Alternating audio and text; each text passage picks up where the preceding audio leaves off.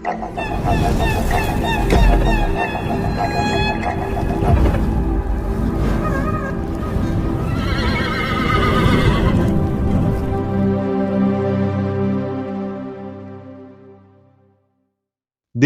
తెరకెక్కుతున్న అతి పెద్ద సినిమాల జాబితాలో కల్కి 2898 ఏడి కూడా ఉంది అనే విషయం తెలిసిందే.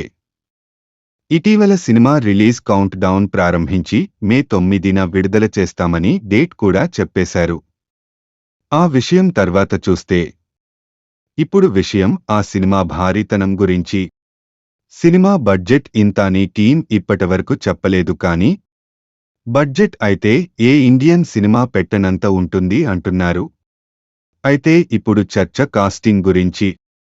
కల్కి 2898 ఏడి సినిమాలో ఎవరు నటిస్తున్నారో ఇప్పటికే మీకు తెలుసు. ప్రభాస్, దీపిక పడుకొనే జంటగా నటిస్తున్న ఈ సినిమాను నాగ్ అశ్విన్ తెరకెక్కిస్తున్నారు. అమితాబ్ బచ్చన్, కమల్ హాసన్ ప్రధాన పాత్రల్లో నటిస్తున్నారు.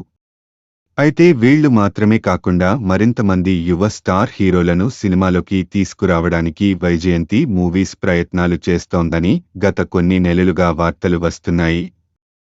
కల్కి సినిమా విడుదల తేదీ దగ్గరకు వస్తుండేసరికి కొత్త పేర్లు వినిపిస్తున్నాయి. మొన్నటికి మొన్న ఈ సినిమాలో విజయ్ దేవరకొండ ఓ అతిథి పాత్రలో నటిస్తున్నాడు అనే వార్త బయటకు వచ్చింది. అయితే ఇప్పుడు మరో ఇద్దరి పేర్లు వచ్చాయి. వాళ్లే ఎన్టీఆర్, నాని.